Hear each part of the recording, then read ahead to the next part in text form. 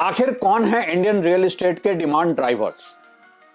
एक ऐसे मार्केट में जहां इकोनॉमिक स्ट्रेस है, लोगों की परचेज पावर हिट हुई है, हर तरफ कॉस्ट ऑफ लिविंग क्राइसिस है और उन सब के बीच जो सबसे हाई वैल्यू परचेज होता है रियल एस्टेट, उसके ट्रांजैक्शंस लगातार हो रहे हैं। और इसी से यह सवाल उठता है कि आखिर रियल एस्टेट के डिमांड ड्राइवर्स इंडिया में हैं कौन? दुनिया भर के अर्थशास्त्री इस सवाल को पूछ रहे हैं कि जब एक मार्केट में इकोनॉमिक स्ट्रेस हो, जहां का जॉब मार्केट ग्रो नहीं कर रहा हो, जहां बेसिक कंजम्पशन कम हो रही हो, वहां पे रियल एस्टेट का ग्रोथ कैसे हो सकता है? दरअसल इंडियन रियल एस्टेट के डिमांड ड्राइवर्स कोई एक नहीं, 5 हैं और ये 5 क्रिटिकल डिमांड ड्राइवर्स मिलकर रियल एस्टेट को सहारा दे रहे हैं एक ऐसे मार्केट में जहां अदरवाइज हर तरफ इकोनॉमिक स्ट्रेस है। यह अपने आप में एक अलग तरह का केस स्टडी है।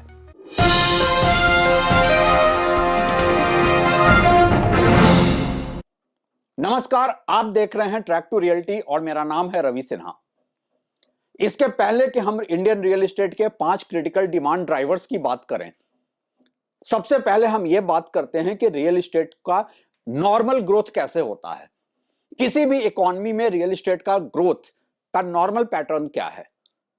रियल एस्टेट के ग्रोथ का नॉर्मल पैटर्न में सबसे पहले देखा जाता है कि लोगों की इनकम में इंक्रीज हो रहा है या नहीं।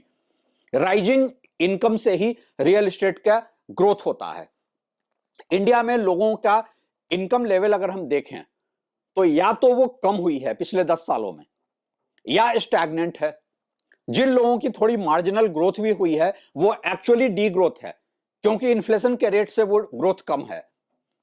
तो पहला जो क्रिटिकल फैक्टर होता है रियल एस्टेट के ग्रोथ का, राइजिंग इनकम लेवल, वो इंडिया में नहीं है। एक दूसरा क्रिटिकल फैक्टर होता है कि इन्फ्लेशन कैसा है। क्या लोगों क्या एक कॉस्ट ऑफ लिविंग क्राइसिस है या कॉस्ट ऑफ लिविंग कंफर्ट है? इस पैरामीटर पे भी आज इंडियन इकोनॉमी फेल कर जाती है, क्योंकि यहां पे कॉस्ट ऑफ लिविंग क्राइसिस बढ़ रही है। लगातार कम होते कंजम्पशन में वो साफ दिख रहा है। लगातार बढ़ते डोमेस्टिक बोरोइंग से वो दिख रहा है। लोग कर्ज लेकर जिंदगी चलाने पर मजबूर हैं और एक ऐसे इकोनॉमी में फिर भी रियल एस्टेट का ग्रोथ हो रहा है। रियल एस्टेट के ग्रोथ का तीसरा पैरामीटर होता है इंटरेस्ट रेट। इंटरेस्ट रेट भी लगातार 8-8.5% के रेंज में रहा है।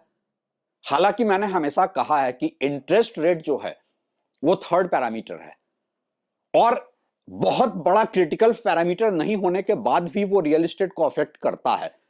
वो इसलिए कि एक रियल एस्टेट मार्केट में ये देखा जाता है कि लोगों की बोरोइंग कॉस्ट क्या है और प्रॉपर्टी का आरओआई क्या है। आरओआई को हम रेंटल रिटर्न से देखते हैं। अब अगर हम इंडिया में बोरोइंग कॉस्ट और रेंटल रिटर्न के बीच के गैप को देखें तो ये वर्ल्ड में हाईएस्ट है, 500 बेसिस पॉइंट या 5%। अगर बोरोइंग कॉस्ट 8% है तो रेंटल रिटर्न इंडिया के किसी शहर में 3% से ऊपर नहीं है। इंडिया के बाद सेकंड नंबर पर चाइना है, जहां यह गैप तकरीबन 300-350 बेसिस पॉइंट का है। मैच्योर्ड इकोनॉमीज में 0.5% का गैप 0.5% प्लस माइनस हो सकता है। बहुत सारे इकोनॉमीज में तो बोरोइंग कॉस्ट जो है वो रेंटल रिटर्न से भी 0.5%, 1% कम है। तो नॉर्मल जो रियल एस्टेट का ग्रोथ पैटर्न है वो ग्रोथ पैटर्न इंडिया में किसी लेवल पर नहीं दिख रहा है। तीनों पैटर्न पे लोग फेल कर रहे हैं। तीनों इकोनॉमिक टेस्ट में Indian real estate market fail कर रहा है। अब सवाल ये उठता है कि फिर ऐसे में रियल एस्टेट का ग्रोथ कैसे हो रहा है? इतने ट्रांजैक्शंस कैसे हो रहे हैं? सारे बड़े लीडिंग रियल एस्टेट कंपनीज का बैलेंस शीट क्यों बढ़ रहा है? और यहीं पे हमें एक के बाद एक उन 5 क्रिटिकल फैक्टर्स को देखना होगा जो रियल एस्टेट के रियल डिमांड ड्राइवर्स हैं इस देश में। पहला डिमांड ड्राइवर है इनकम इनइक्वालिटी, वेल्थ इनइक्वालिटी। ये जो इंडिया में के शेप इकोनॉमी हो रही है, जहां टॉप पे 0.5% के पास पैसा है, वो अपना पैसा पार्क कर रहे हैं रियल एस्टेट में।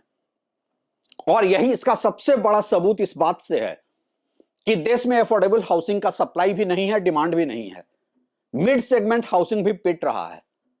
लेकिन लग्जरी और सुपर लग्जरी प्रॉपर्टी लगातार बेचे जा रहे हैं। सारे ट्रांजैक्शंस जिसके भरोसे ये पूरा ओवरऑल फिगर बहुत इंप्रेसिव लगता है, वो लग्जरी और सुपर लग्जरी अल्ट्रा लग्जरी में हो रहे हैं।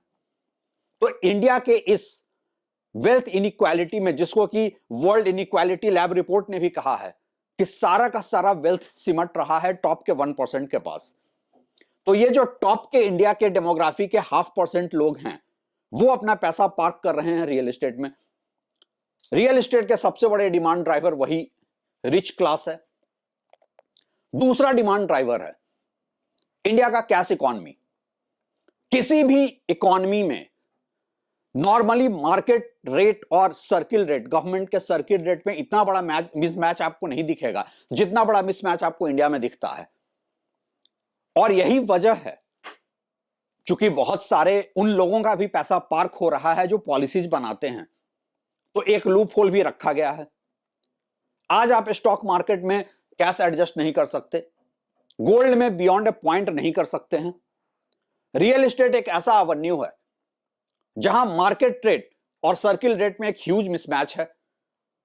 तो यह सबसे बड़ा सहारा है इंडियन रियल एस्टेट का। कहने को आप एक प्रॉपर्टी जिसकी एज पर गवर्नमेंट रिकॉर्ड जिसकी कीमत होनी चाहिए 5 करोड़, मार्केट वैल्यू है 8 करोड़ और आपका 3 करोड़ बीच में एडजस्ट हो सकता है। तो ये cash economy Indian real estate का दूसरा डिमांड ड्राइवर है। तीसरा एक डिमांड ड्राइवर है जो बहुत यूनिक केस स्टडी है और सिर्फ इंडिया में ही देखने को मिलेगा, वो है प्रोफाइल फाइनेंस। आप में से जो लोग मेरे इस चैनल को फॉलो करते हैं वो जानते होंगे मैंने प्रोफाइल फाइनेंस को लेकर बहुत डिटेल में वीडियो बनाया है कि ये कैसे ऑपरेट होता है। यहां पे मैं ब्रीफ में ये बता दूं, प्रोफाइल फाइनेंस वो होता है किसी को सपोज अपना 25 करोड़ रुपया एडजस्ट करना है, कैश पैसा है वो बिल्डर को देता है। बिल्डर जानता है वो बैंक के पास जाएगा तो 13 से 18%, 20% पे बोरो करेगा। यहां वो 10% के रिटर्न पर बोरो करता है और कोलैटरल में जिसका पैसा है उसको 5-5 करोड़ के 5 अपार्टमेंट दे देता है, जिसकी अगेन बैंक फाइनेंस होती है। अब ये बैंक फाइनेंसिंग जो है होम लोन के रेट पे होता है, ना कि बिजनेस लोन के रेट पे 8-8.5% पे। और जिसका कैश पैसा एडजस्ट हुआ है उसके प्रोफाइल पे ये फाइनेंस होता है, लेकिन उसकी ईएमआई बिल्डर भरता है। और ये प्रोफाइल फाइनेंसिंग का गेम वैसे बहुत विन विन गेम है दोनों, ब्लैक मनी के लिए और बिल्डर के लिए। अगर बिल्डर डिफॉल्ट ना कर जाए तो, अगर बिल्डर डिफॉल्ट कर जाता है तो यह पूरा खेल कोलैप्स कर जाता है, जो कि एनसीआर मार्केट में पास्ट में हो चुका है। तो तीसरा डिमांड ड्राइवर है ये प्रोफाइल फाइनेंस का गेम। चौथा डिमांड ड्राइवर है इंडिया के फाइनेंशियल मार्केट से लोगों का घटता विश्वास। आज की तारीख में लोगों का फाइनेंशियल मार्केट से विश्वास हट रहा है। ज्यादातर कॉर्पोरेट्स की अर्निंग कम हुई है क्योंकि देश में कंजम्पशन कम हो रहा है, कॉर्पोरेट अर्निंग पे उसका असर पड़ा है। पीई रेशियो देखने पर साफ दिखता है कि इंडिया का स्टॉक मार्केट वर्ल्ड में सबसे ज्यादा ओवरवैल्यूड मार्केट है। तो ऐसे में फॉरेन इन्वेस्टर भी स्टॉक मार्केट को छोड़कर जा रहे हैं इस देश से। कहने को सहारा मिल रहा है डीआईआई से, एक प्रॉक्सी इन्वेस्टमेंट से जो कि म्यूचुअल फंड के रास्ते आ रहा है, या कुछ बड़े इंस्टीट्यूशंस और पेंशन फंड्स पैसा लगा रहे हैं। लेकिन सच यह है कि जिनके पास पैसा है और खासकर जिन्होंने पैसा बनाया है कोविड के बाद स्टॉक मार्केट से, वो जानते हैं कि इस समय स्टॉक मार्केट पे पूरी तरह भरोसा नहीं किया जा सकता। इसीलिए वो अपना पैसा पार्क करना चाहते हैं फिक्स्ड असेट में। अब फिक्स्ड असेट में सबसे सेफ में गोल्ड और रियल एस्टेट को माना जाता है। गोल्ड की परचेजिंग भी लगातार देश में बढ़ रही है, रियल एस्टेट में भी वही पैटर्न देखा जा रहा है। तो चौथा क्रिटिकल फैक्टर है फाइनेंशियल मार्केट से, कैपिटल मार्केट से लोगों का घटता विश्वास, जो उन्हें रियल एस्टेट में ला रहा है। और पांचवा डिमांड ड्राइवर है रियल एस्टेट का अर्बनाइजेशन। जिस तरीके से इस देश में, चूंकि हम जब भी रियल एस्टेट की बात करते हैं हम मोस्टली टॉप के 10-12 शहरों की बात करते हैं। अब हो यह रहा है कि सारा अर्बनाइजेशन में पूरा माइग्रेशन इन्हीं टॉप 10-12 शहरों में हो रहा है। लोग अपनी पुश्तैनी जमीन अपने टीयर 2, टीयर 3 शहरों की प्रॉपर्टी बेचकर इंडिया के टॉप 10-12 सिटीज में घर खरीद रहे हैं, प्रॉपर्टी खरीद रहे हैं। और यहां का डेटा जब हम देखते हैं तो एक इंप्रेसिव डेटा दिखता है। बड़े रियल एस्टेट कंपनीज के बैलेंस शीट में वो रिफ्लेक्ट होता है। तो ये एक पांचवा कैटलिस्ट है कि लगातार बढ़ते अर्बनाइजेशन से और माइग्रेशन का फायदा इंडिया के टॉप टियर शहरों के रियल एस्टेट को हो रहा है। तो ये हैं वो 5 क्रिटिकल फैक्टर्स जो इंडियन रियल एस्टेट को सहारा दे रहे हैं, इंडियन रियल एस्टेट के डिमांड ड्राइवर हैं। आप में से जिन लोगों ने मुझसे पूछा था कि एक ऐसी इकोनॉमी में जहां सबको स्ट्रेस है, एक फाइनेंशियल स्ट्रेस हर कोई आज झेल रहा है, वैसे में रियल एस्टेट के इतने सारे ट्रांजैक्शंस कैसे हो रहे हैं? तो ट्रांजैक्शंस होने की ये 5 वजह है। अब इसी के साथ एक सवाल और भी उठता है, क्या ये एक सस्टेनेबल इकोनॉमी का इंडिकेटर है?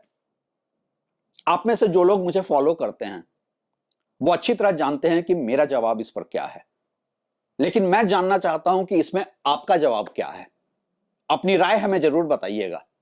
शुक्रिया।